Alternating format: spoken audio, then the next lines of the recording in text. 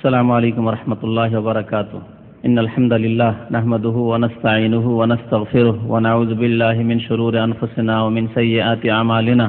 من يهده الله فلا مضل له ومن يضلله فلا هادي له. وأشهد أن لا إله إلا الله وحده لا شريك له وأشهد أن محمدا عبده ورسوله صلى الله تعالى عليه وعلى آله وصحبه وسلم تسليما كثيرا. يا أيها الذين آمنوا اتقوا الله حق تقاته ولا تموتن إلا وأنتم مسلمون. فإن خير الحديث كتاب الله وخير الهدي هدي محمد صلى الله عليه وسلم وشر الأمور محدثاتها وكل محدثة بدعة وكل بدعة ضلالة وكل ضلالة في النار. أعوذ بالله من الشيطان الرجيم. بسم الله الرحمن الرحيم. وقرن في بيوتكن ولا تبرجن تبرج الجاهلية الأولى وأقمنا الصلاة وآتينا الزكاة وأطعنا الله ورسوله إنما يريد الله ليذهب عنكم الرجس أهل البيت ويطهركم تطهيرا. وقال الله تعالى في موضع آخر والسابقون الأولون من المهاجرين والأنصار والذين اتبعوهم بإحسان رضي الله عنهم ورضوا عنه. মহান আল্লাহ রাব্বুল আলামিনের সমস্ত প্রশংসা, যে আল্লাহ আমাদের সৃষ্টিকর্তা, যে আল্লাহ রাব্বুল আলামিন আমাদেরকে একমাত্র তাঁর ইবাদত বন্দেগীর জন্য সৃষ্টি করেছেন। মহান আল্লাহ রাব্বুল আলামিন মানব জাতি থেকে বিশেষ বিশেষ ব্যক্তিদেরকে মনোনীত করেছেন, সম্মানিত করে ইজ্জত দান করেছেন ইহকালে পরকালে, শ্রেষ্ঠত্ব দান করেছেন সারা বিশ্ব জাহানের ওপর। দরুদ ও সালাম নাজিল হোক প্রিয় নবী মুহাম্মদুর রাসূলুল্লাহ সাল্লাল্লাহু আলাইহি সাল্লামের উপর, যাকে আল্লাহ রাব্বুল আলামিন সারা বিশ্বের সমস্ত মানুষ এবং জিনের মধ্যে শ্রেষ্ঠত্ব দান করে মনোনীত করেছেন শেষ নবী মুহাম্মদুর রাসূলুল্লাহ সাল্লাল্লাহু আলাইহি সাল্লাম হিসাবে। আল্লাহুম্মা সাল্লি আলাইহি আল্লাহুম্মা বারিক আলাইহি। আল্লাহ রাব্বুল আলামিন প্রিয় নবী মুহাম্মদ সাল্লাল্লাহু আলাইহি সাল্লামকে মনোনীত করেছেন এক সর্বাধিক সম্ভ্রান্ত পরিবার বংশ থেকে, যার নাম হচ্ছে কুরাইশ। রাসূলুল্লাহ সাল্লাল্লাহু আলাইহি সাল্লাম এই ক্ষেত্রে, এই মনোনয়নের ক্ষেত্রে ইরশাদ করেছেন যে মহান আল্লাহ আমাকে নির্বাচিত করেছেন, মনোনীত করেছেন হাশেমের বংশের মধ্য থেকে, হাশেম গোত্র থেকে। আর হাশেমকে মনোনীত করেছেন কেনানা গোত্র থেকে, কেনানাকে মনোনীত করেছেন কুরাইশ গোত্র থেকে। তো আল্লাহ রাব্বুল আলামিনের মনোনয়ন রয়েছে প্রিয় নবী মুহাম্মদ রাসূলুল্লাহ সাল্লাল্লাহু আলাইহি সাল্লাম সম্পর্কে, প্রিয় নবী সাল্লাল্লাহু আলাইহি সাল্লামের বংশ সম্পর্কে। নবী কারীম সাল্লাল্লাহু আলাইহি সাল্লাম আরো ইরশাদ করেছেন আনা ইবরু করিম ইবনে করিম, আমি সম্মানিত এবং সম্মানিতের ছেলে। তারপরে উল্লেখ করেছেন ইসমাইল আলাইহিস সালামের নাম, ইসমাইল আলাইহিস সালামের পিতা ইব্রাহিম আলাইহিস সালাতু ওয়াস সালামের নাম। তো আল্লাহ রাব্বুল আলামিন প্রিয় নবী সাল্লাল্লাহু আলাইহি সাল্লামকে যেমন শ্রেষ্ঠত্ব দান করেছেন, তেমন তার পরিবারের লোকজনদেরকে শ্রেষ্ঠত্ব দান করেছেন, যাদেরকে বলা হয় আলুল বাইত বা আহলে বাইত। এই আহলে বাইত অর্থাৎ আহলে বাইতুর রাসূল, সংক্ষেপে আহলে বাইত বা আহলে বাইত অর্থাৎ পরিবারের লোক, পরিবারের সদস্য। আহলে বাইতুর রাসূল অর্থাৎ রাসূলুল্লাহ সাল্লাল্লাহু আলাইহি সাল্লামের পরিবারের সদস্য। এই ক্ষেত্রে এমনিতে পরিবার এক অর্থে ব্যবহার হয়, যেটি ব্যাপক ক্ষেত্রে সবার ক্ষেত্রে, তা হচ্ছে যে স্বামী স্ত্রী ছেলে মেয়ে নিয়ে একটি পরিবার। নবী করিম সাল্লাল্লাহু আলাইহি সাল্লামের আহলে বাইতের ক্ষেত্রে একটু তফাৎ রয়েছে। তারা তো অবশ্যই পরিবার বা আহলে বাইত, কিন্তু তার সাথে সাথে নবী করিম সাল্লাল্লাহু আলাইহি সাল্লামের বংশের অর্থাৎ হাশেম গোত্রের যেসব লোকেরা ইসলাম গ্রহণ করেছেন এবং ইসলামের ওপর ইন্তেকাল করেছেন, তারা হচ্ছেন আহলে বাইত। মহান আল্লাহ রাব্বুল আলামিন প্রিয় নবী মুহাম্মদ রাসূলুল্লাহ সাল্লাল্লাহু আলাইহি সাল্লামের বিবিগণ সম্পর্কে বিশেষ করে সূরা আহজাবে সম্বোধন করেছেন তাদেরকে দ্বীনের বিভিন্ন বিধিবিধানের কথা, নামাজের কথা, যাকাতের কথা, আল্লাহ এবং রাসূলের আনুগত্যের কথা, তারপরে পর্দানশীন হয়ে থাকার কথা। তারপরে মহান আল্লাহ রাব্বুল আলামিন ইরশাদ করেছেন ইন্নামা ইউরিদুল্লাহু আন ইউযহিবা আনকুমুর রিজ, আল্লাহ রাব্বুল আলামিন চান তোমাদের থেকে অপবিত্রতা দূর করতে। আহলাল বাইত হে আহলে বাইতের লোকেরা, হে নবী বংশের লোকেরা, নবী বংশের ওই সব লোক যারা ঈমান নিয়ে এসেছিল, যারা ইসলাম গ্রহণ করেছিল, তাদের সম্পর্কে আল্লাহ রাব্বুল আলামিন বলেছেন ওয়া ইউতাহহিরাকুম তাতহীরা, এবং তোমাদেরকে সুন্দর করে পবিত্রতা দান করতে চান। সুন্দরভাবে আল্লাহ রাব্বুল আলামিন পাক পবিত্র করতে চান, পরিষ্কার পরিচ্ছন্ন করতে চান। এই ছিল আয়াত আলে বাইত সম্পর্কে। আলে বাইতের মধ্য থেকে একজন শ্রেষ্ঠ ব্যক্তি হচ্ছেন নবী করিম সাল্লাল্লাহু আলাইহি সাল্লামের প্রিয় নাতি হযরত হাসান বিন আলী ইবনে আবি তালিব রাদিয়াল্লাহু তাআলা আনহুমা। হাসান, এই হাসান রাদিয়াল্লাহু তাআলা আনহুমা সম্পর্কে আজকে আপনাদের সামনে আলোচনা করব। তবে তার বিস্তারিত জীবন নয়, আর বিস্তারিত জীবন আলোচনা করার সময়ও নেই, যেহেতু সময় অল্প, এই 1 ঘন্টার মধ্যে আলোচনা শেষ হবে। তার সম্পর্কে আলোচনা হবে তার ফজিলতের দিক, তার সম্পর্কে নবী করিম সাল্লাল্লাহু আলাইহি সাল্লাম বা সাহাবায়ে কেরামের যেসব হাদিস রয়েছে, পবিত্র বাণী রয়েছে, তার মর্যাদা সম্পর্কে উলামায়ে কেরামরা যা বলেছেন কোরআন এবং সুন্নাহ বা হাদিসের আলোকে, এবং তার জন্মকাল, মৃত্যুকাল, এই দিকগুলি আলোচনা হবে। আর এগুলি হচ্ছে আমাদের অনুসরণীয় দিক, যে তার ফজিলতের দিক, তার মর্যাদার দিক, এবং তার মর্যাদা কেন হাসিল হলো, সেই রকমের মর্যাদা হাসিলের জন্য তার মতো ব্যক্তিত্বের অনুসরণ করতে হবে। প্রিয় নবী মুহাম্মদুর রাসূলুল্লাহ সাল্লাল্লাহু আলাইহি সাল্লামের পরে যে সব লোকদের, অর্থাৎ সাহাবায়ে কেরামদের, সালেহীন সৎকর্মশীলদের অনুসরণ করতে হবে, তাহলেই সৎকর্মশীলদের, আল্লাহওয়ালাদের অন্তর্ভুক্ত হওয়া যাবে। এটি হচ্ছে আমাদের লক্ষ্য উদ্দেশ্য, এ হচ্ছে আমাদের লক্ষ্য উদ্দেশ্য। সুতরাং আমাদেরকে জানতে হবে যে হাসান বিন আলী রাদিয়াল্লাহু তাআলা আনহুমার ফজিলত কি, এবং এই সব ফজিলতের পথে চলার জন্য কি করতে হবে, অর্থাৎ তাদের অনুসরণ করতে হবে, তাদের ইত্তেবা করতে হবে, তাদের পথ অবলম্বন করতে হবে। তো হাসান বিন আলী রাদিয়াল্লাহু তাআলা আনহুমা সম্পর্কে আপনাদের সামনে আলোচনার ক্ষেত্রে বললাম যে মহান আল্লাহ রাব্বুল আলামিন সূরা আহজাব আয়াত নম্বর 33 এর ইরশাদ করেছেন যে ইন্নামা ইউরিদুল্লাহু লিইয়ুযহিবা আনকুমুর রিজস, আল্লাহ রাব্বুল আলামিন চান যে তোমাদের থেকে নাপাকিকে দূর করবেন, অপবিত্রতাকে দূর করবেন। অপবিত্রতা বা নাপাকি এক হচ্ছে বাহ্যিক, যেটি হচ্ছে নাপাক বস্তু, কাপড়ে লেগে যাওয়া, শরীরে লেগে যাওয়া, এগুলি হচ্ছে এক নাপাকি। বা এমন নাপাকি যাতে ওযু করার প্রয়োজন রয়েছে, গোসলের প্রয়োজন রয়েছে, এগুলিও নাপাকি। এগুলি হচ্ছে জাহিরি বা বাহ্যিক নাপাকি। এর চাইতে বড় নাপাকি হচ্ছে অন্তরের নাপাকি, কলব বা হৃদয়ের নাপাকি, আর তা হচ্ছে কুফর, শিরকের নাপাকি, পাপাচারের নাপাকি, গুনাহ করার নাপাকি। অর্থাৎ যে ব্যক্তি কুফরি করে, যে ব্যক্তি শিরক করে, আল্লাহ রাব্বুল আলামিনের সাথে অন্যকে শরীক করে, আল্লাহ ছাড়া অন্যকে, আল্লাহর ইবাদত বন্দেগীর সাথে সাথে দেবী দেবতার ইবাদত করে, কবর মাজারে সিজদা করে, সে হচ্ছে সবচেয়ে বড় নাপাক। সে হচ্ছে সবচেয়ে বড় নাপাক। যে আল্লাহকে অস্বীকার করে, আল্লাহর বিধানকে অস্বীকার করে, সেই ব্যক্তি সবচেয়ে বড় নাপাক।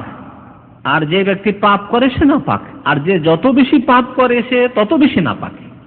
যে ব্যক্তি যত বেশি পাপ করে সেই ব্যক্তি তত বেশি নাপাক। যে যত গুনাহগার সে তত বেশি নাপাক, অপবিত্র। আল্লাহ রাব্বুল আলামিন বলছেন ইন্নামা ইউরিদুল্লাহু লিইয়ুযহিবা আনকুমুর রিজসা আহলাল বাইত, হে আহলে বাইতের লোকেরা, রাসূলুল্লাহ সাল্লাল্লাহু আলাইহি সাল্লামের বংশের লোকেরা, মহান আল্লাহ তোমাদের থেকে অপবিত্রতা, নাপাকিকে দূরীভূত করতে চান। ঈমানের দ্বারা কুফর এবং শিরকের নাপাকি দূর করতে চান। সৎ কর্মের দ্বারা অসৎ কাজের, পাপের নাপাকিকে দূর করতে চান। লিইয়ুযহিবা আনকুমুর রিজস আহলাল বাইত ওয়া ইউতাহহিরাকুম তাতহীরা, এবং তোমাদেরকে আল্লাহ রাব্বুল আলামিন পবিত্র করতে চান সুন্দরভাবে। এ হচ্ছে আহলে বাইতের ফজিলত সম্পর্কে কোরআনে কারীমের আয়াত। নাপাকি সবচেয়ে বড় নাপাকি যে শিরক এবং কুফরের নাপাকি, এর প্রমাণ সূরা তওবায় রয়েছে। মহান আল্লাহ রাব্বুল আলামিন মুশরিকদেরকে বলছেন, মুশরিক অর্থাৎ যারা আল্লাহর সাথে অন্যের পূজা পাঠ করে, অন্যের সামনে সিজদা করে, অন্যের কাছে দোয়া করে, অন্যের সামনে প্রার্থনা করে, মুশরিক মানে অমুসলিম নয়। আজকাল অধিকাংশ বিশ্বের মুসলিমরা মনে করে যে মুশরিক মানে কি বিজাতি, মুশরিক মানে অমুসলিম। না, কখনো না।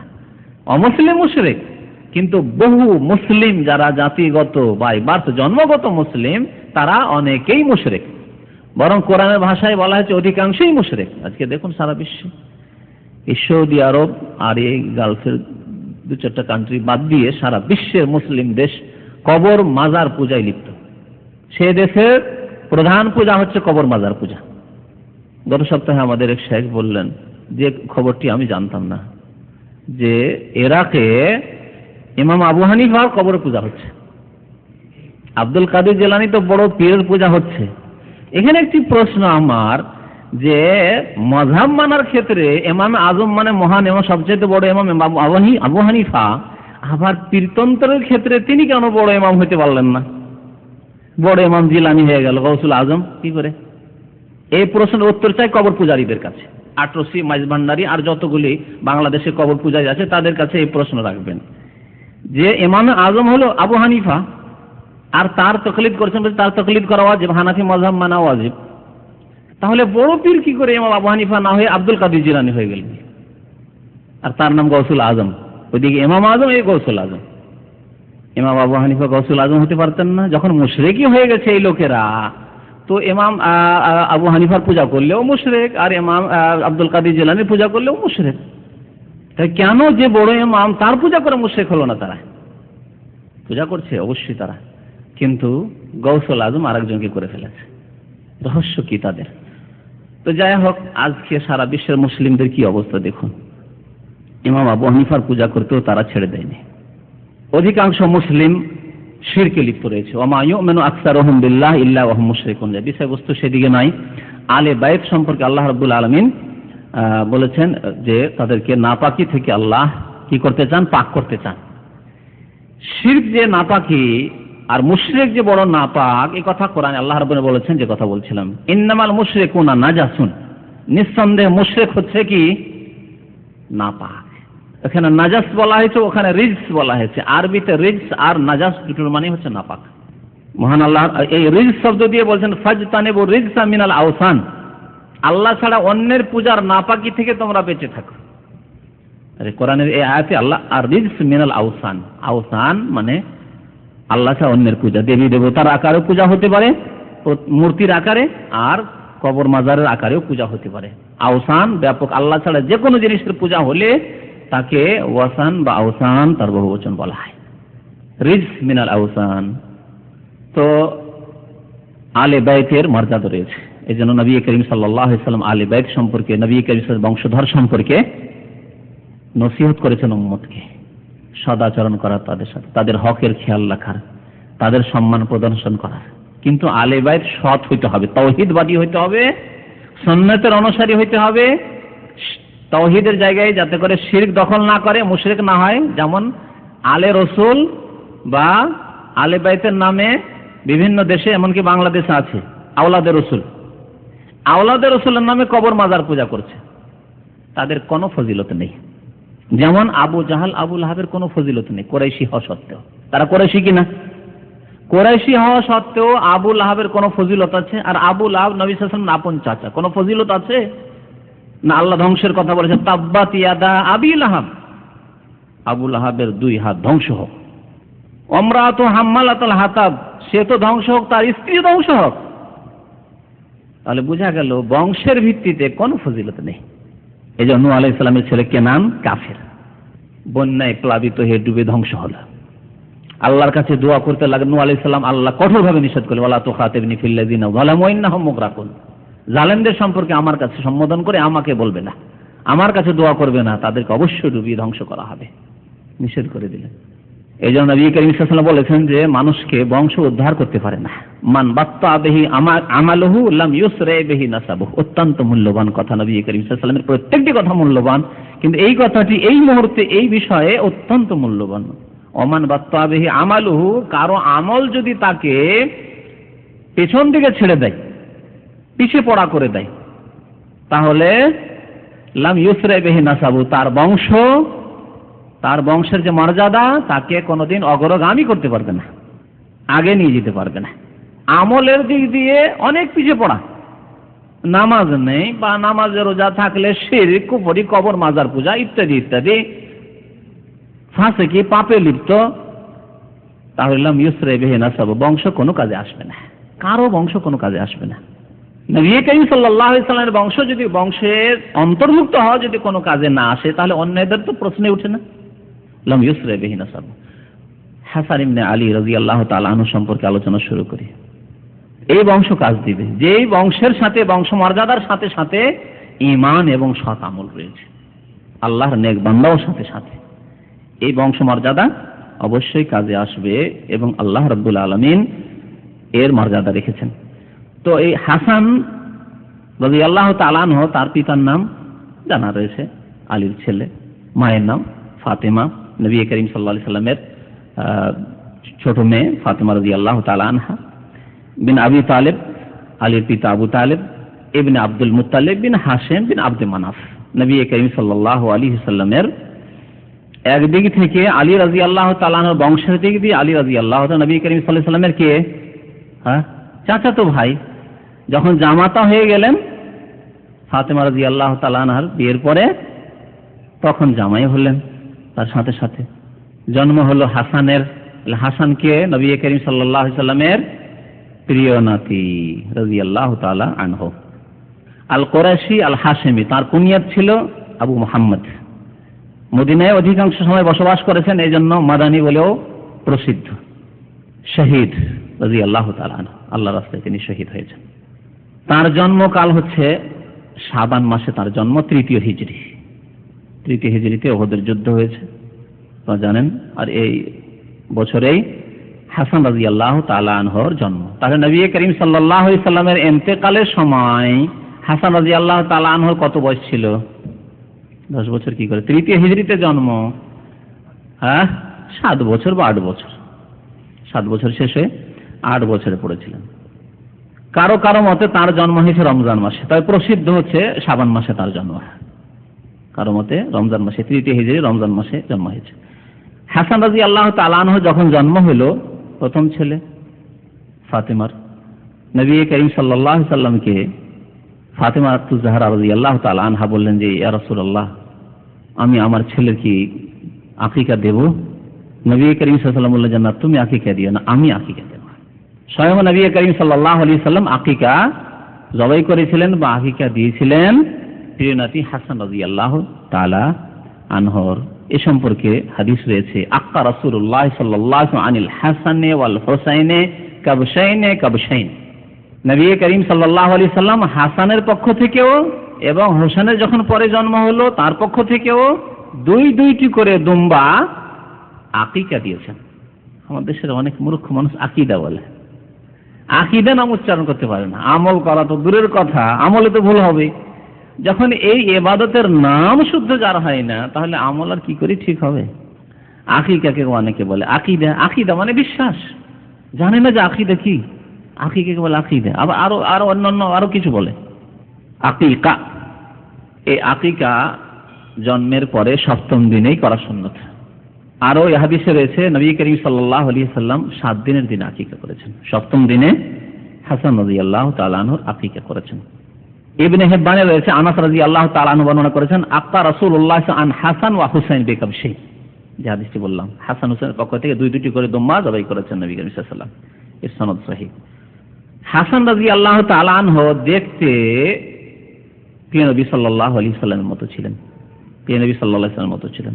বরং আরেকটি রিওয়ায়েতে রয়েছে, যে রিওয়ায়েতটিও নোট করে রেখেছি, তাতে আলী রাদিয়াল্লাহু তাআলা বলছেন যে আমার 2 ছেলে হাসান এবং হুসাইন, হাসানের সাদৃশ্যতা ছিল নবী করিম সাল্লাল্লাহু আলাইহি সাল্লামের সাথে দেহের অপর ভাগের সাথে। অপর ভাগ অর্থাৎ মুখমণ্ডল, চেহারা, মাথা, হাত, দেহ, বডি, এই দিকটাই সাদৃশ্যতা ছিল নবী করিম সাল্লাল্লাহু আলাইহি সাল্লামের সাথে। আর নিচের ভাগ মানে হাতে, পায়ের আঙ্গুল, পা, রান ইত্যাদি, এসবের দিকে সাদৃশ্যতা ছিল হুসাইন রাদিয়াল্লাহু তাআলা আনহুর নবী করিম সাল্লাল্লাহু আলাইহি সাল্লামের সাথে। আবু জুহাইফ একজন সাহাবী বলছেন, ওয়া কানা ইউশবিহু জাদ্দাহু রাসূলুল্লাহ সাল্লাল্লাহু আলাইহি সাল্লাম। হাসান রাদিয়াল্লাহু তাআলা আনহু নবী করিম সাল্লাল্লাহু আলাইহি সাল্লাম যে তার নানা, জাদ মানে দাদাও হয় আর জাদ মানে নানাও হয়। যেমন আমাদের দেশে নাতি অনেক এলাকায়, যদিও অনেক এলাকায় আবার নাতি আর পোতার পার্থক্য করে, যেমন আমরা পার্থক্য করি, কিন্তু অনেক ভাইরা পার্থক্য করেন না। ছেলের ছেলে গো নাতি, আর মেয়ের ছেলেকেও নাতি, ঠিক কিনা? হ্যাঁ, নাকি বলছেন? তো এইরকম আরবি ভাষায় জাদ মানে নানাও হয় আর জাদ মানে দাদাও হয়। তো নবী করিম সাল্লাল্লাহু আলাইহি ওয়াসাল্লাম তাঁর জাদ ছিলেন, অর্থাৎ নানা ছিলেন। ইমাম যাহাবী রাহমাতুল্লাহ আলাইহি তাঁর প্রসিদ্ধ কিতাব সিয়ার ও আলামিন নবালাহ, তাতে জীবনী শুরু করা হয়েছে নবী করিম সাল্লাল্লাহু আলাইহি ওয়াসাল্লাম থেকে সাহাবায়ে কেরাম, তাবেঈন, তাবা তাবেঈন, তারপরে বহু উলামায়ে কেরামদের জীবনী লেখা হয়েছে। প্রায় 24 খণ্ড রয়েছে এই কিতাবে, 24টি ভলিউম রয়েছে এই কিতাবে। তাতে হযরত হাসান রাদিয়াল্লাহু তাআলা আনহুর জীবনীতে তিনি বলছেন তার সম্পর্কে, তার মন্তব্য, কানা হাযাল ইমাম, এই ইমাম হুসাইন রাদিয়াল্লাহু তাআলা আনহু কি ছিলেন? সাইয়্যিদান, নেতা ছিলেন, সরদার ছিলেন, ওয়াসিমান, অত্যন্ত সুন্দর মানুষ ছিলেন, অত্যন্ত সুন্দর ছিলেন, জামিলান, ওয়াসিম জামিল এগুলির মানে হচ্ছে সুন্দর, খুব সুন্দর ছিলেন, আকেল, অত্যন্ত জ্ঞানবান মানুষ ছিলেন, রাজিনান, এবং তিনি অত্যন্ত শান্ত শিষ্ট মানুষ ছিলেন, খুব শান্ত মানুষ। অনেকে আছে চঞ্চলে, না অত্যন্ত শান্ত, অনেক কিছু হয়ে যাচ্ছে হয়তো, না রাগের পাওয়ার উপর দিকে যাচ্ছে না, হ্যাঁ, রাগের মাত্রা বাড়ছে না, শান্ত, পাথরের মতো ভারী, পাহাড়ের মতো ভারী, শান্ত। আর অনেকে আছে একটু রাগার কথা বলে লাফ দিয়ে উঠলো, একবারে হাই টেম্পারেচার উঠে গেল, উঠে যাওয়ার পরে কারো আবার প্রকৃতি রয়েছে থেকেই গেল হাই টেম্পারেচারে, আবার কারো রয়েছে একবার ধপ করে পড়ে গেল। এগুলো হচ্ছে দুর্বলতা মানুষের, এগুলো হচ্ছে দুর্বলতা। আর ভালো গুণ হচ্ছে শান্ত থাকা, হঠাৎ করে রাগ না ওঠা। মামদুহান, অত্যন্ত প্রশংসিত ব্যক্তি ছিলেন, প্রশংসিত ব্যক্তি। খাইয়ারান, অত্যন্ত ধার্মিক ছিলেন, সৎ ব্যক্তি ছিলেন। দাইয়ানান, বড় দিনদার ছিলেন। ওয়ারিয়ান, বড়ই পরহেজগার ছিলেন, আল্লাহওয়ালা ছিলেন। মুহতাশিমান, অত্যন্ত সম্ভ্রান্ত মানুষ, অনেক সময় নিজে লস দিয়ে দেয় কিন্তু সম্মান নষ্ট করতে চায় না, আর্থিক লস গেল কিন্তু মান সম্মান নষ্ট করতে চায় না, সম্মানিত মানুষ, ঠিক না? অত্যন্ত সম্মানিত মানুষ ছিলেন। কাবীরুস শান, বড় মর্যাদার অধিকারী ছিলেন তিনি। এই কথাগুলি অনেকগুলি গুণের কথা ইমাম যাহাবী রাহমাতুল্লাহ আলাইহি তার জীবনী আরম্ভ করতে গিয়ে বলেছেন, এবং তার সম্পর্কে তিনি উল্লেখ করেছেন ইন্নাহু হাজ্জা 15 মাররা, তিনি 15 বার হজ করেছেন, এবং ওয়া হাজ্জা কাসীরাম মিনহা মাশিয়ান মিনাল মদিনাতি ইলা মক্কা, মদিনায় যেহেতু থাকতেন, মদিনা থেকে মক্কা পর্যন্ত অধিকাংশ হজগুলি, বরং কোন কোন রিওয়ায়েতে রয়েছে যে এই 15টি হজ তিনি পায়ে হেঁটে করেছেন, পায়ে হেঁটে হজ করেছেন। মদিনা থেকে মক্কা 430 কিলোমিটার, জুলহুলাইফা থেকে মিকাত থেকে 430 কিলোমিটার, এই 430 কিলোমিটার পায়ে হেঁটে তিনি হজ করেছেন। তার সাথে বহু সাহাবায়ে কেরাম, বহু তাবেঈন সাথে হয়ে যেতেন। তিনি বলতেন আমি সওয়ারিতে চাপবো না, পায়ে হেঁটে হজ করব।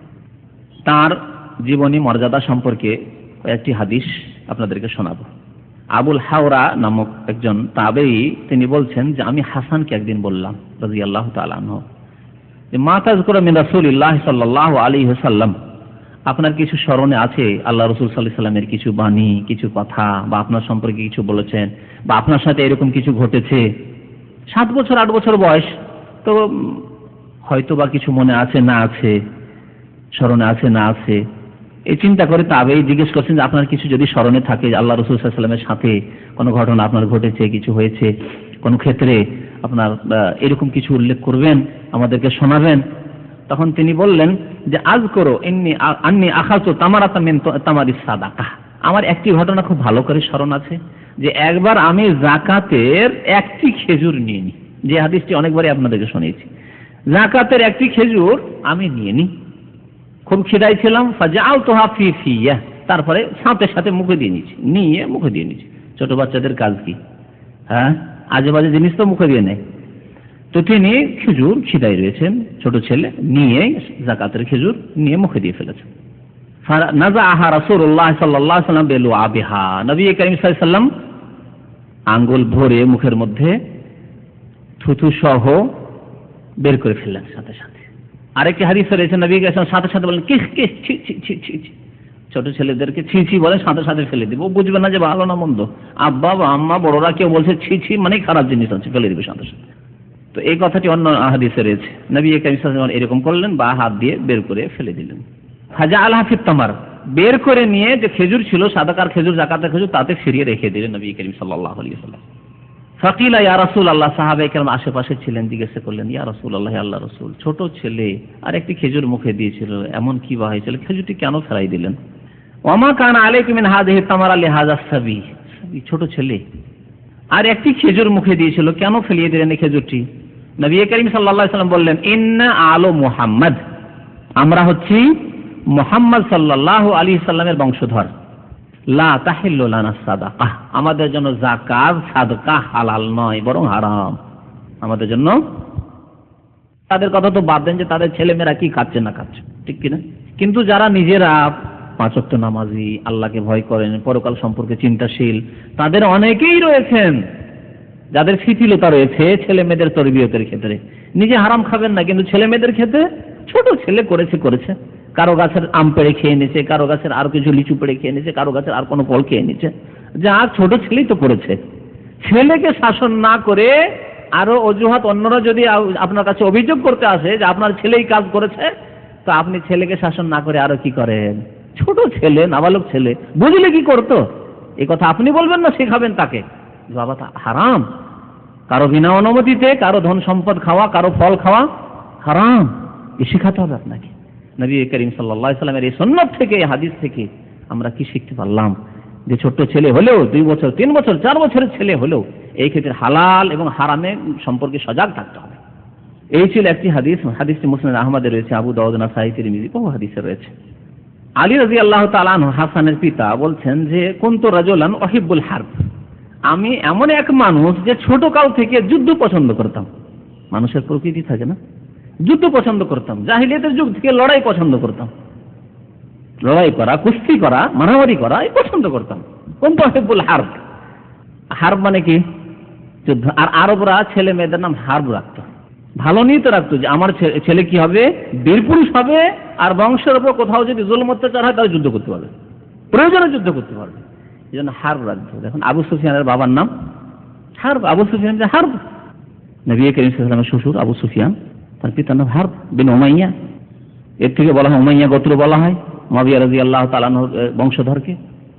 তো আলী রাদিয়াল্লাহু তাআলা বলছেন যে আমি যুদ্ধ পছন্দ করতাম ছোট থেকে, বিয়ে শাদী করলাম, যখন ছেলের জন্ম হলো তো মনে মনে ছিল যে আমার ছেলে হলেই হারব রাখবো, না হারব রাখবো, যাতে করে আমার ছেলে এরকম যোদ্ধা হতে পারে, বীর মুজাহিদ। আর ইসলামের জন্য যুদ্ধ, তখন তো ইসলামে তিনি চলে এসেছেন, ইসলামের জন্য জিহাদ করবে, কিন্তু নাম রাখবো হারব।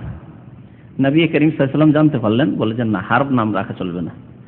নবী সাল্লাল্লাহু আলাইহি ওয়াসাল্লাম স্বয়ং নিজের নাম রাখলেন হাসান। এটা থেকে অনেক শিক্ষার রয়েছে। কি শিক্ষার রয়েছে?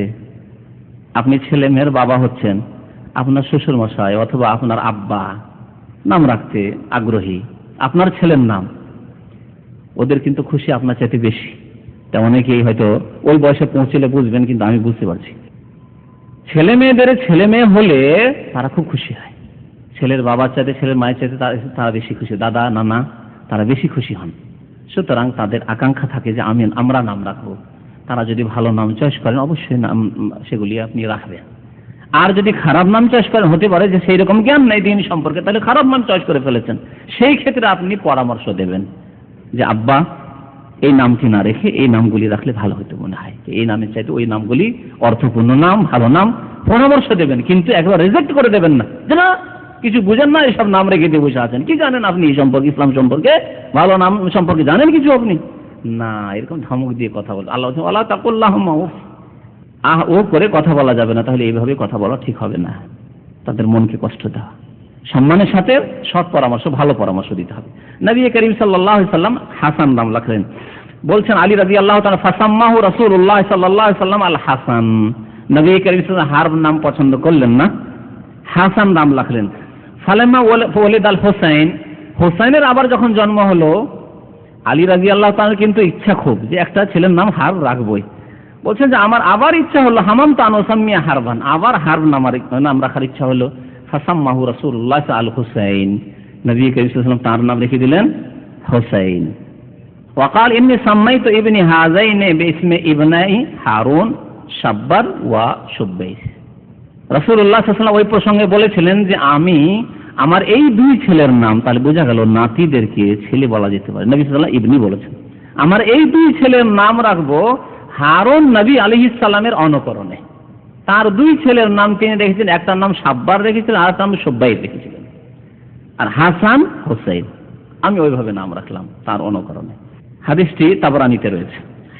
আবু রাফি রাদিয়াল্লাহু তাআলা আনহু বলছেন, লাম্মা ওয়ালাদাত ফাতেমা তো হাসানান, ফাতেমা রাদিয়াল্লাহু তাআলা আনহু যখন জন্ম দিলেন হাসানকে, কালাত ইয়া রাসূলুল্লাহ, বললেন হে আল্লাহ রাসূল, আলা আওকান ইবনি বিদামিন, আমি আকীকা করতে চাই আমার এই ছেলের। নবী করিম সাল্লাল্লাহু আলাইহি ওয়াসাল্লাম বলেন, কাল আল্লাহ, তুমি আকীকা করবে না, আমি আকীকা করব, যে কথাটি একটু আগে বলেছি। ওয়ালাকিন ইহলাকি রাস, অতিরিক্ত কিছু কথা আছে সেজন্য সেই হাদিসটি আবার উল্লেখ করলাম। তবে তুমি এক কাজ করো, তুমি এই ছেলের মাথা মুন্ডন করো। তাহলে সপ্তম দিনে মাথা মুন্ডন করা, যে চুলগুলি মায়ের পেট থেকে সেই চুল সহ এসে সেই চুলগুলিকে দূর করে দেওয়া, মুন্ডন করা, এটি হচ্ছে সুন্নাত। নবী করিম কি বললেন, ইহলাকি রাসা ওয়া তাসাদ্দাকি বিওয়াজনি শা'রিহি ফিদ্দাহ, এবং এই যে চুল সপ্তম দিনে যে চুলটি হবে এই চুল পরিমাণ ওজন করে চাঁদি তুমি সাদকা করে দাও, দান করে দাও। এই আরেকটি সুন্নাত। ছেলে মেয়েদের ক্ষেত্রে সপ্তম দিনে যে পরিমাণ চুল হবে সে ওজন পরিমাণ চাঁদি সাদকা করা হচ্ছে সুন্নাত। তবে আকীকা করা হচ্ছে সুন্নাতে মুআক্কাদা। আকীকা করার শক্তি সামর্থ্য রয়েছে, আর যদি কেউ না করে তাহলে গুনাহগার হবে। বাকি এসবগুলি হচ্ছে সুন্নাত। ফাফাআলতু, ফাতেমা রাদিয়াল্লাহু তাআলা বলেন তাই করলাম। মুসনাদ আহমদে রয়েছে, হাদিসটি তাবরানীতে রয়েছে, হাদিস হচ্ছে হাসান। আলী রাদিয়াল্লাহু তাআলা আনহু, হাদিসটি এর আগে শুনিয়েছি, আল হাসানু আশবাহুন নাসি বিরাসূলিল্লাহ মা বাইনা সাদরি ইলা রাস ওয়াল হুসাইনু আশবাহু বিহি মা কানা আসফালা মিন যালিক। হাসান রাদিয়াল্লাহু তাআলা আনহু এই বক্ষ থেকে মাথা পর্যন্ত এই দেহের অংশটুকুতে নবী করিম সাল্লাল্লাহু আলাইহি ওয়াসাল্লামের সাদৃশ্যতা রাখতেন, দেখতে নবী সাল্লাল্লাহু আলাইহি ওয়াসাল্লামের মতো ছিলেন। আর এই বুক থেকে নিয়ে নিচু ভাগ মানে পেট বা নাভি, তারপরে পায়ের দিক বা পায়ের আঙ্গুল, পায়ের গঠন, এসবের দিকে নবী করিম সাল্লাল্লাহু আলাইহি ওয়াসাল্লামের সাদৃশ্যতা রাখতেন হুসাইন রাদিয়াল্লাহু তাআলা। এ হচ্ছে হাদিস যা বর্ণনা করেছেন আলী রাদিয়াল্লাহু তাআলা। হাদিসটি তিরমিজিতে রয়েছে। হাসান, ওসামা, নবী করিম সাল্লাল্লাহু আলাইহি ওয়াসাল্লাম এই ওসামাকে অত্যন্ত ভালোবাসতেন। যেমন হাসান হুসাইনকে ভালোবাসতেন, নিয়ে খেলা করতেন, তেমনি ওসামাকে অত্যন্ত ভালোবাসতেন। ওসামা কে ছিলেন? ওসামা ছিলেন যায়েদের পুত্র, ওসামা বিন যায়েদ ইবনে হারেসা। যায়েদ বিন হারেসা নবী করিম সাল্লাল্লাহু আলাইহি ওয়াসাল্লামের গোলাম ছিলেন, কিন্তু বাড়িতে থেকে ছেলের মতো মানুষের সবাই তাকে বলতে লেগেছিল। নবী করিম সাল্লাল্লাহু আলাইহি ওয়াসাল্লাম জাহিলিয়াতের যুগে ইসলাম আসার পূর্বে তাকে নিজের ছেলে হিসাবেও গ্রহণ করেছিলেন। তো এই যায়েদের ছেলে ওসামা, এই ওসামাকে ইসলাম আসার পরে পোষ্যপুত্র, কাউকে পুত্র বানানো, ছেলে বানানো, এটা ইসলামে রহিত করে দেওয়া হয়েছে, নেই। এই অর্থে নেই যে তাকে নিজের ছেলে মেয়েদের মতো ধন সম্পদ থেকে ভাগ দেবেন ফারায়েজে, এই অর্থে রহিত করে দেওয়া হয়েছে। ইসলাম এই বিধান নেই। তবে কাউকে ছেলের মতো করে আদর যত্ন করা, বা কারো ছেলে নেই তাকে ছেলে মতো রাখা, তবে এই ক্ষেত্রে পর্দা ফরজ হবে। সাবালক ছেলে সাবালক হয়ে গেলে তখন পর্দা করতে হবে জি মহিলাদেরকে। ওসামা রাদিয়াল্লাহু তাআলা বলছেন, কানান নবী সাল্লাল্লাহু আলাইহি ওয়াসাল্লাম ইয়াখুযুনি ওয়াল হাসান, নবী করিম সাল্লাল্লাহু আলাইহি ওয়াসাল্লাম আমাকেও কোলে নিতেন আর হাসানকেও কোলে নিতেন। ওয়া ইয়াকুল, আর বলছেন, আল্লাহুম্মা ইন্নী উহিব্বুহুমা ফাআহিব্বাহুমা, হে আল্লাহ আমি এই দুইজনকে ভালোবাসি, সুতরাং তুমিও খুব ভালোবাসো। ওসামাকে আল্লাহ আমি ভালোবাসি, হাসানকে ভালোবাসি, সুতরাং তুমিও এই দুইজনকে ভালোবাসো। নবী করিম সাল্লাল্লাহু আলাইহি ওয়াসাল্লামের দোয়া হাসান সম্পর্কে এবং ওসামা রাদিয়াল্লাহু তাআলা আনহুমা সম্পর্কে। বুখারী শরীফের হাদিস, মুসনাদ আহমদের হাদিস। আরেকটি হাদিসে রয়েছে, খারাজা রাসূলুল্লাহ সাল্লাল্লাহু আলাইহি ওয়াসাল্লাম ওয়া হুয়া মুশতামিলুন আলা শাই, নবী করিম সাল্লাল্লাহু একদিন রাতে বেরিয়েছেন বড় একটি চাদর নিয়ে, আর মনে হচ্ছে চাদরের মধ্যে কিছু আছে, কোলে করে নিয়ে আছেন। কুলতু মা হাযা ফাকাশাফা, আবার কি নিয়ে আছেন চাদরের মধ্যে করে? তো হঠাৎ করে চাদরটা নবী সাল্লাল্লাহু আলাইহি ওয়াসাল্লাম খুললেন, ফাইজা হাসানুন ওয়া হুসাইন, হাসান এবং হুসাইনকে কোলে নিয়ে আছেন। আলাওয়ারিকাই ফাকাল হাযানি ইবনায়া ওয়া ইবনা বিনতি, এই হাসান হোসেন আমার পুত্র এবং আমার মেয়ের পুত্র। দেখেন এই হাদিসে কি বলা হলো, আমার ছেলে এই দুইজন এবং আমার মেয়ের ছেলে। তাহলে মেয়ের ছেলেদেরকে, ছেলের ছেলেদেরকে শরীয়তের ভাষায়, ইসলামের ভাষায় ছেলে বলা যেতে পারে। আল্লাহুম্মা ইন্নী উহিব্বুহুমা, হে আল্লাহ আমি এই দুইজনকে অত্যন্ত ভালোবাসি। ফা আহিব্বাহুমা ওয়া আহিব্বা মান ইউহিব্বুহুমা, সুতরাং তুমিও এদেরকে ভালোবাসো এবং যারা এদেরকে ভালোবাসো। অতিরিক্ত আরো দোয়া রয়েছে। আর এখানে ওসামার পরিবর্তে কার নাম রয়েছে? হোসেন রাদিয়াল্লাহু তাআলা আনহুর কথা রয়েছে। হাসান হোসেন রাদিয়াল্লাহু তাআলা আনহুকে কোলে নিয়ে রয়েছেন নবী করিম সাল্লাল্লাহু আলাইহি ওয়াসাল্লাম। বললেন, হে আল্লাহ আমি এদেরকে ভালোবাসি, ইন্নী উহিব্বুহুমা ফাআহিব্বাহুমা, এদেরকে তুমি ভালোবাসো, ওয়া আহিব্বা মান ইউহিব্বুহুমা, এবং যারা এই দুইজনকে ভালোবাসবে, হাসান হুসাইন রাদিয়াল্লাহু আনহুমাকে ভালোবাসবে, তাদেরকে তুমিও ভালোবাসো। তাহলে আমাদের ঈমানের দাবি হচ্ছে সাহাবায়ে কেরামকে প্রত্যেককে ভালোবাসা, আর বিশেষভাবে আহলে বাইতের ব্যক্তিবর্গকে ভালোবাসা, আর বিশেষ করে নবী করিম সাল্লাল্লাহু আলাইহি সাল্লামের দোয়া হাসিলের জন্য হাসান হোসেনকে ভালোবাসা হচ্ছে ঈমানের অঙ্গ। এবং এই দোয়া হাসিলের উপায় নবী করিম সাল্লাল্লাহু আলাইহি সাল্লামের দোয়া যে আল্লাহ ওই ব্যক্তিদেরকেও ভালোবাসো যারা আমার প্রিয় নাতি হাসান হোসেনকেও ভালোবাসে। সুতরাং আল্লাহ ওই গোমরাহ বিধর্মীদের অন্তর্ভুক্ত না করে নাসেবীদের, যারা আহলে বাইতের লোকদের সাথে শত্রুতা রেখেছে অথবা রেখে থাকে। যদিও আলহামদুলিল্লাহ আমাদের দেশে এরকম লোক নেই, কিন্তু অন্যান্য দেশে এরকম কিছু লোক আছে যারা আহলে বাইতের সাথে শত্রুতা রাখে, হাসান হোসেন রাদিয়াল্লাহু তাআলার সাথে শত্রুতা, রাদিয়াল্লাহু তাআলা আনহুমার সাথে শত্রুতা রাখে, আর তাদের সম্পর্কে অনেক এমন কথা বলে যেগুলি শত্রুতামূলক কথাবার্তা। এরা হচ্ছে গোমরাহ, এরা হচ্ছে পথভ্রষ্ট, এবং এরা নবী করিম সাল্লাল্লাহু আলাইহি সাল্লামের এই নেক দোয়া থেকে মাহরুম, বঞ্চিত, হতভাগা। আবু হুরায়রা রাদিয়াল্লাহু তাআলা আনহু এই দোয়া সম্পর্কে আরেকটি হাদিস বর্ণনা করেছেন। আন্নান নবী সাল্লাল্লাহু আলাইহি ওয়াসাল্লাম হাসান, একদিন শুধু হাসান ছিলেন সেই দিন। আল্লাহুম্মা ইন্নী উহিব্বুহু ফাআহিব্বা, হে আল্লাহ আমি এই হাসানকে ভালোবাসি, আল্লাহ তুমি এই হাসানকে ভালোবাসিও। ওয়া আহিব্বা মান ইউহিব্বা, এবং এই হাসান রাদিয়াল্লাহু তাআলা আনহুকে যে ভালোবাসবে তাকেও আল্লাহ তুমি ভালোবাসিও। হাদিসটি মুসনাদ আহমদে রয়েছে এবং হাদিসের সনদ সহিহ। নবী করিম সাল্লাল্লাহু আলাইহি ওয়াসাল্লাম সম্পর্কে আবু বকর রাদিয়াল্লাহু তাআলা আনহু বর্ণনা করেছেন একটি হাদিস, রাআইতু রাসূলুল্লাহ সাল্লাল্লাহু আলাইহি ওয়াসাল্লাম আলাল মিম্বারি ওয়াল হাসান ইলা জামবিহি ওয়া হুয়া ইয়াকুল ইন্না ইবনি হাযা সাইয়্যিদুন ওয়া ইন্নাল্লাহা সায়ুসলিহু বিহি বাইনা ফিয়াতাইনি আযীমাতাইনি মিনাল মুসলিমিন। এই হাদিস অত্যন্ত প্রসিদ্ধ হাদিস এবং ঐতিহাসিক হাদিস নবী করিম সাল্লাল্লাহু আলাইহি ওয়াসাল্লামের। আবু বকরা সাহাবী রাদিয়াল্লাহু তাআলা আনহু বলছেন, আবু বকর নয়, আরেকজন সাহাবী হচ্ছে আবু বকরা। তিনি বলছেন আমি রাসূলুল্লাহ সাল্লাল্লাহু আলাইহি ওয়াসাল্লাম একবার মিম্বারের উপর খুতবা দিতে দেখেছিলাম, হাসান রাদিয়াল্লাহু তাআলা তার পাশে দাঁড়িয়েছিলেন। ওয়া হুয়া ইয়াকুল, এবং নবী করিম সাল্লাল্লাহু আলাইহি ওয়াসাল্লাম ইরশাদ করছিলেন এই কথা, ইন্না ইবনি হাযা সাইয়্যিদ, আমার এই ছেলে একজন নেতা, সাইয়্যিদ, সরদার। ওয়ালা আল্লাহ আন ইউসলিহা বিহি, এবং আমি আশা রাখি মহান আল্লাহ রাব্বুল আলামিন আমার এই ছেলের দ্বারা মুসলিমদের দুইটি বড় দলের মাঝে মীমাংসা করে দেবেন, সন্ধি করিয়ে দিবেন। দুইটি বড় দলের মাঝে দ্বন্দ্ব সৃষ্টি হবে, মতানৈক্য হবে, ইখতিলাফ হবে, বিবাদ সৃষ্টি হবে, আর এই বিবাদের নিষ্পত্তি হবে আমার এই প্রিয় ছেলে ইন্না ইবনি হাযা সাইয়্যিদ, আমার এই প্রিয় ছেলে হাসান রাদিয়াল্লাহু তাআলা আনহুর মাধ্যমে। নবী করিম সাল্লাল্লাহু আলাইহি ওয়াসাল্লামের ভবিষ্যৎবাণী এখনো হয়নি, ছোট ছেলে নবী করিম সাল্লাল্লাহু আলাইহি ওয়াসাল্লাম ভবিষ্যৎবাণী করেছেন এই হাসানকে দিয়ে আল্লাহ রাব্বুল আলামিন বাইনা ফিয়াতাইন আযীমাতাইন মিনাল মুসলিমিন, শুধু দুটি দল নয়, দুইটি বিশাল দল, দুইটি বড় দলের মাঝে লক্ষ লক্ষ লোক এক এক দলে, এক এক জনের পিছনে, এই দুই দলের মাঝে, আর দুই দল লড়াইয়ের জন্য প্রস্তুত। এই অবস্থায় আল্লাহ রাব্বুল আলামিন হাসান রাদিয়াল্লাহু তাআলা আনহুকে দিয়ে মীমাংসা করিয়ে দিবেন, সন্ধি করিয়ে দিবেন এই দুই দলের মাঝে। বুখারী শরীফের হাদিস, তিরমিজির হাদিস, নাসাঈর হাদিস, আবু দাউদের হাদিস। এই হাদিসের বা এই ভবিষ্যৎবাণীর বাস্তবায়ন কখন হলো? আলী রাদিয়াল্লাহু তাআলা আনহু শহীদ হয়ে গেলেন। খারেজিরা,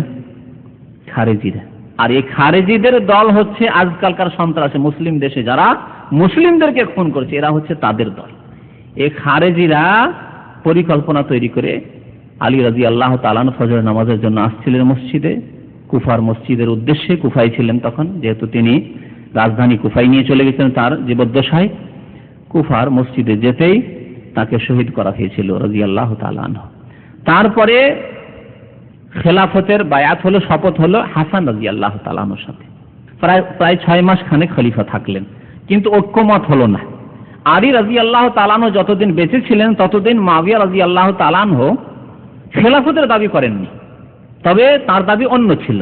তার দাবি ছিল যে আমার আত্মীয় তৃতীয় খলিফা উসমান রাদিয়াল্লাহু তাআলা আনহু, তাকে মদিনায় নির্মমভাবে হত্যা করা হলো, শহীদ করা হলো, তার কিসাস কেন নেওয়া হলো না? এবং যারা খুন করেছে তারা এখনো আপনার সাথে শামিল হয়ে রয়েছে, মানে এখনো তারা রয়েছে, চলাফেরা করছে, ঘোরাফেরা করছে, তাদেরকে কোনো শাস্তি দেওয়া হলো না। তার এই যুক্তি ছিল। আলী রাদিয়াল্লাহু তাআলার যুক্তি এর চাইতে বেশি যুক্তিযুক্ত। তিনি বলছিলেন যে আমার হাত শক্ত করো, এবং শত শত লোক বাড়ি ঘেরাও করে শহীদ করেছে। সব লোককে তো হত্যা করা যাবে না, তাদের সবাইকে তো হত্যা করা যাবে না, এটি ইসলামের বিধানও নয় যে যারা বাড়ি ঘেরাও করে সবগুলিকে হত্যা করা যাবে, বা যারা তাদের হইচয়ে এসেছে তাদের সবাইকে হত্যা করা যাবে না, বরং যারা ঘরে ঢুকে ওসমান রাদিয়াল্লাহু তাআলা শহীদ করেছে তাদেরকে ধরে শনাক্ত করতে হবে যে কে কে গিয়ে আঘাত করেছে এবং ওসমান রাদিয়াল্লাহু তাআলা শহীদ করেছে, তারপর তাদের উপর কিসাসের বাস্তবায়ন হবে, তাদেরকে হত্যা করা হবে। আর যদি এখনই তুমি বিচ্ছিন্ন হয়ে থাকো তাহলে তো আমি কোন ঠাসা, আমি তো দুর্বল, তাহলে এরাই তো আমার উপর চেপে পড়বে, যখনই বলবো ওসমানের কিসাস নেবে তখন আমাকে এরা খুন করে দেবে। এই ছিল পরিস্থিতি তখনকার। আলী রাদিয়াল্লাহু তাআলা বলেন, আগে তুমি বায়াত করে নাও, প্রথমে শপথ করো, আমার হাত শক্ত করো, তারপরে খুঁজে দেখছি এর বিচার করা হবে। কথা সত্য। কিন্তু মুআবিয়া রাদিয়াল্লাহু তাআলা নিজের যুক্তিতে শক্ত হয়ে থেকে গেলেন এবং তিনি আনুগত্য করলেন না যে খলিফায়ে হক, খলিফায়ে রাশিদ আলী রাদিয়াল্লাহু তাআলা আনহু। এই ভুলটি তার দ্বারা হতেই থাকত তার জীবনে। আলী রাদিয়াল্লাহু তাআলা যখন শহীদ হয়ে গেলেন তখন মুআবিয়া রাদিয়াল্লাহু তাআলা আনহু দেখলেন যে এখন তো আলী সামনে নেই। ততদিন পর্যন্ত তিনি দামেস্কের শাম দেশের গভর্নর হয়ে থেকেছেন, আলী রাদিয়াল্লাহু জামানায় খেলাফতের দাবি করেনি। কখন এই দ্বন্দ্ব ছিল না আলী রাদিয়াল্লাহু তাআলার সাথে যে না তুমি খলিফা হবেন আমি হব, এই দ্বন্দ্ব কোথাও ছিল না। কেউ যদি বলে একেবারে ডাহা মিথ্যা কথা। তবে তার ইন্তেকালের পরে মুআবিয়া নিজেকে ভাবলেন যে আমি হাসান চাইতে সিনিয়র, আমি অভিজ্ঞ, হাসান চাইতে বয়সপ্রাপ্ত, আমি হাসান চাইতে সিনিয়র, সুতরাং এখন আমি খলিফা হব, খলিফা হওয়ার যোগ্যতা আমি রাখি। এই দ্বন্দ্ব শুরু হয়ে গেল। একদিকে মুআবিয়ার দল, লক্ষ লক্ষ মানুষ তার সাথে, বিশেষ করে শামবাসী, যেহেতু শাম দেশে তিনি দীর্ঘদিন গভর্নর থাকায় সেখানে অত্যন্ত বেশি প্রভাব বিস্তার করে ফেলেছিলেন, জনপ্রিয়তা হাসিল করে ফেলেছিলেন। সেখানকার লোকেরা চায় মুআবিয়াকে খলিফা। হাসান রাদিয়াল্লাহু তাআলাকে মক্কা মদিনা থেকে কুফা পর্যন্ত সবাই চায় যে হাসান রাদিয়াল্লাহু তাআলা নবী করিম সাল্লাল্লাহু আলাইহি ওয়াসাল্লামের প্রিয় নাতি খলিফা হোক। এই দুইটি বিরাট দল, আর এই দলের মধ্যে দ্বন্দ্ব, খেলাফত কে পাবে, খেলাফতের হকদার কে। 6 মাস ধরে হাসান রাদিয়াল্লাহু খলিফা থাকলেন, মুআবিয়া রাদিয়াল্লাহু তাআলা আনুগত্য করলেন না, যেমন তার আগেও আনুগত্য করেনি আলী রাদিয়াল্লাহু তাআলা জামানায়। তারপরে যুদ্ধের অবস্থা তৈরি হয়ে গেল। হাসান রাদিয়াল্লাহু তাআলা দেখলেন যে আমার পিছনে যে কুফাবাসী বিশেষ করে আছে তাদের অধিকাংশ হচ্ছে গাদ্দার, বিশ্বাসঘাতক। তাদেরকে কাজের ক্ষেত্রে গিয়ে দেখা গেছে কথাই খুব বেশি, তারা কথায় চাকচিক্যতা তাদের বেশি, কিন্তু এদের মধ্যে মুনাফিকি এত বেশি ঢোকা ছিল আর গাদ্দারি বিশ্বাসঘাতকতা এত বেশি ছিল, যেখানে কাজের মুহূর্ত সেখানে তারা নেই। আর এই বিশ্বাসঘাতকতাই করেছিল হুসাইন রাদিয়াল্লাহু তাআলা আনহুর সাথে। হুসাইন রাদিয়াল্লাহু তাআলা যখন জীবনী বর্ণনা করব তখন এই কথাটি উল্লেখ করা হবে ইনশাআল্লাহ। হাসান রাদিয়াল্লাহু তাআলা তাদের কিছু কাজে কর্মে আচরণে বুঝতে পারলেন যে এরা হচ্ছে বদমাইশ প্রকৃতির মানুষ, কুফার মানুষ, এরা হচ্ছে বিশ্বাসঘাতক, এদের উপরে আস্থা করা যাবে না। আর শাম দেশ অত্যন্ত শক্তিশালী হয়ে গেছে, মুআবিয়া রাদিয়াল্লাহু তাআলা শামের লোকদেরকে নিয়ে শক্তিশালী হয়ে পড়েছে। সুতরাং এই ক্ষেত্রে যদি যুদ্ধ করতে যায়, আমার সাথে লক্ষ লক্ষ লোক রয়েছে, মুআবিয়ার সাথে লক্ষ লক্ষ লোক রয়েছে, তাহলে দুই দিক থেকে যে খুন হবে, লক্ষ লক্ষ মানুষের খুন হবে, আর সবাই মুসলমান, এদিকে মুসলিম ওইদিকে মুসলিম, না, এই দৃশ্য আমার পছন্দ নয়, এই দৃশ্য পছন্দ আমার নয়। আমি এই রকম খেলাফত চাই না, যদিও লোকেরা আমাকে চাই, মক্কার লোকেরা চাই, মদিনার লোকেরা চাই। মক্কা মদিনাই হচ্ছে আসল ইসলামের অন্তর, ইসলামিক রাষ্ট্রের অন্তর, কালভাট হচ্ছে মক্কা মদিনা। তারপরে তিনি নিজে থেকেই বললেন যে না, আমি চাই না। নিজে থেকে তিনি বললেন যে আমার এই খেলাফতের প্রয়োজন নেই। চুক্তি করার জন্য প্রস্তুত হয়ে গেলেন মুআবিয়া রাদিয়াল্লাহু তাআলা আনহুর সাথে। মুআবিয়া রাদিয়াল্লাহু তাআলা আনহু খেলাফত পেয়ে গেলেন, আর হাসান রাদিয়াল্লাহু তাআলা আনহু খেলাফত ছেড়ে দিলেন। কিছু শর্ত রাখলেন, সেই শর্তগুলি মুআবিয়া রাদিয়াল্লাহু তাআলা আনহু কবুল করে নিলেন, মেনে নিলেন। তারপর থেকেই খলিফা হয়ে গেলেন মুআবিয়া রাদিয়াল্লাহু তাআলা আনহু। খেলাফত ছেড়ে দিলেন তিনি তার জীবদ্দশায়। এই হাসান রাদিয়াল্লাহু তাআলা খেলাফত ছেড়েছিলেন কখন? নবী করিম সাল্লাল্লাহু আলাইহি ওয়াসাল্লামের ইন্তেকালের পরে 30 বছর খেলাফতের আশরা চলার পরে। এর মাধ্যমে নবী সাল্লাল্লাহু আলাইহি ওয়াসাল্লামের আরেকটি হাদিসের ভবিষ্যৎবাণীর বাস্তবায়ন হচ্ছে, তা হচ্ছে নবী সাল্লাল্লাহু আলাইহি ওয়াসাল্লামের বাণী, আল খেলাফাতু ফি উম্মতি 30 সানা, আমার উম্মতে খেলাফত থাকবে কত বছর? 30 বছর। সুম্মা তাকুনু মুলকান, তারপরে রাজত্ব শুরু হবে, তারপর রাজতন্ত্র শুরু হবে। খেলাফত 30 বছর থাকবে। আর ভবিষ্যৎবাণী যে আমার এই ছেলেকে দিয়ে আল্লাহ রাব্বুল আলামিন বিরাট দুইটি দলের মাঝে মীমাংসা করিয়ে দিবেন, সন্ধি করিয়ে দিবেন। সন্ধি হয়ে গেল মুআবিয়া আর হাসানের এই দুই দল, বিরাট দলের মাঝে। খেলাফত তিনি ছেড়ে দিলেন। নবী করিম সাল্লাল্লাহু আলাইহি ওয়াসাল্লাম প্রশংসা করেছিলেন সেই সময় হাসান রাদিয়াল্লাহু তাআলা বাল্য জীবনে প্রশংসা করেছিলেন আমার এই ছেলেকে দিয়ে এই কাজ হবে। তো তাহলে 30 বছর খেলাফত আর নবী সাল্লাল্লাহু আলাইহি ওয়াসাল্লামের ইন্তেকাল 11 হিজরি, তাহলে কতদিন হয়ে যায়? প্রায় 41 বছর। 40 বছর পরে 41 হিজরিতে গিয়ে মুআবিয়া রাদিয়াল্লাহু তাআলা আনহু খলিফা হলেন। খেলাফত রাশেদার জামানা শেষ হয়ে গেল। এই বছরটিকে 41 হিজরির বছরটিকে বলা হয়েছে আমুল জামাআহ। ইতিহাসের কিতাবে তারিখে ইসলামিক ইতিহাসের পাতায় লেখা হয়েছে এই বছরটিকে আমুল জামাআহ। আম মানে বছর, আর জামা মানে ঐক্যবদ্ধ হওয়া, জামাতবদ্ধ হওয়ার বছর, একতাবদ্ধ হওয়ার বছর। এই বছরটিকে বলা হয়েছে কেন? যে এর আগ পর্যন্ত উসমান রাদিয়াল্লাহু তাআলা আনহু শাহাদাতের পর যে একটু করে ফাটল ধরলো, এই ফাটল থাকলো এই ফাটল আলী রাদিয়াল্লাহু তাআলার জামানায় ফাটল থেকেই গেল। হাসান রাদিয়াল্লাহু তাআলা 6 মাস ফাটল থেকেই গেল, মুআবিয়া রাদিয়াল্লাহু তাআলার কাছে আসলেন না। কিন্তু হাসান রাদিয়াল্লাহু তাআলা নিজের অধিকার, যখন খেলাফতের অধিকার নিজে থেকেই ছেড়ে দিলেন, তখন সারা বিশ্বের যে মুসলিম ছিল সেই কালে সমস্ত মুসলিম একমত হয়ে মুআবিয়া রাদিয়াল্লাহু তাআলা আনহুকে খলিফা মেনে নিলেন। যেখানে হাসান রাদিয়াল্লাহু তাআলা নিজের হক ছেড়ে দিলেন, তখন অন্যদের আর অভিযোগের কিছু নেই, সবাই এক বাক্যে তখন মেনে নিলেন মুআবিয়া রাদিয়াল্লাহু তাআলা আনহুকে খলিফা। নবী সাল্লাল্লাহু আলাইহি ওয়াসাল্লাম এই সম্পর্কে ভবিষ্যৎবাণী করেছেন। নবী করিম সাল্লাল্লাহু আলাইহি ওয়াসাল্লাম আরো একটি হাদিসে বলেছেন, হুযায়ফা রাদিয়াল্লাহু তাআলা আনহু বর্ণনা করেছেন যে হাযা মালাকুল লাম ইয়ানজিল ক্বাবলা হাযিহিল লাইলা, আজকে রাতে এক ফেরেশতা এসেছেন, এর আগে কোনোদিন এই ফেরেশতা আমার কাছে আসেননি। ইস্তাযানা রাব্বাহু আন ইউসাল্লিমা আলাইয়া, আল্লাহর কাছে অনুমতি নিয়ে এসেছেন যে আজকে মুহাম্মদুর রাসূলুল্লাহ সাল্লাল্লাহু আলাইহি ওয়াসাল্লামের কাছে আমি যাব, আল্লাহ আমাকে অনুমতি দেওয়া হোক সালাম বলার জন্য। আল্লাহু আকবার। প্রিয় নবী মুহাম্মদুর রাসূলুল্লাহ সাল্লাল্লাহু আলাইহি ওয়াসাল্লামকে আল্লাহ কত সম্মান মর্যাদা দান করেছেন, আজই মহান মর্যাদা দান করেছেন যে আল্লাহর পক্ষ থেকে আকাশ থেকে ফেরেশতা অনুমতি নিয়ে আসছে প্রিয় নবী মুহাম্মদুর রাসূলুল্লাহ সাল্লাল্লাহু আলাইহি ওয়াসাল্লামের কাছে সালাম পেশ করার জন্য, যে সালাম দিয়ে আসো, সালাম পড়ে আসো তার উপর। আজকে অনুমতি নিয়ে সেই ফেরেশতা এসেছিলেন, ওয়া বাশশারানি, এবং আমাকে সুসংবাদ দিলেন কি, বিআন্না ফাতেমা সাইয়্যিদাতুন নিসাই আহলিল জান্নাহ, ফাতেমা রাদিয়াল্লাহু তাআলা আনহা জান্নাতের যত রমণী হবেন তাদের তিনি নেত্রী, সাইয়্যিদা। আর ওয়া আন্নাল হাসান ওয়াল হুসাইন সাইয়্যিদা শাবাবি আহলিল জান্নাহ, এবং হাসান হুসাইন জান্নাতে যত যুবকরা হবে, জান্নাতে সবাই যুবক হয়ে যায়, বৃদ্ধরাও যুবকের 33 বছর বয়স হবে, কিন্তু যারা যৌবনকালে মারা গেছে, যৌবনকালেই যারা মারা গেছে, 25 বছর 30 বছর আগেই মারা গেছে, বয়স বেশি পায়নি, তাদের সবার নেতা হবেন কে, সরদার হবেন কে, মালিক হবেন কে? হাসান এবং হুসাইন রাদিয়াল্লাহু তাআলা আনহুমা। নবী করিম সাল্লাল্লাহু আলাইহি সাল্লামের এই হাদিস, তিরমিজি শরীফের হাদিস, হাদিসটি হাসান।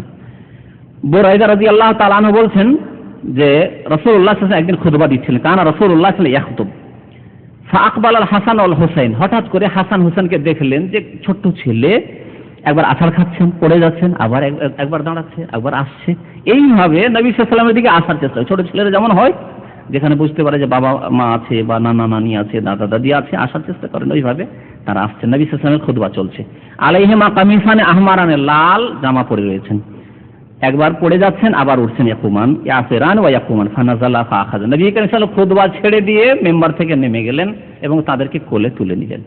ফাওয়াদাহুম আলা ইয়াদাইহি সুম্মা কাল, বলেন সাদাকাল্লাহ, আল্লাহ সত্যি বলেছেন, ইন্নামা আমওয়ালুকুম ওয়া আওলাদুকুম ফিতনা, তোমাদের ধন সম্পদ এবং তোমাদের সন্তান সন্ততি ফিতনার কারণ।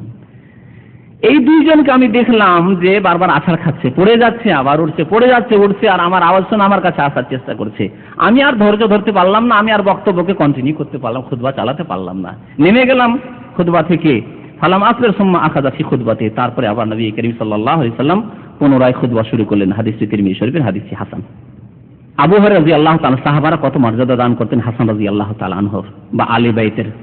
আবু হুরায়রা হাসানকে বলতেন, হাসান বড় হয়ে যাওয়ার পরে, শাবালক হয়ে যাওয়ার পরে বলতেন যে হাসান আরেনি ওকাব্বিল মিনক হাইসু রাআইতু রাসূলুল্লাহ সাল্লাল্লাহু আলাইহি ওয়াসাল্লাম ইউকাব্বিল মিনক, তুমি দেখাও ওই স্থানটি তোমার দেহের যে স্থানে আমি নবী করিম সাল্লাল্লাহু আলাইহি ওয়াসাল্লামকে চুম্বন দিতে দেখেছি, একটু দেখাও তো দেখি কাপড়টা খুলে।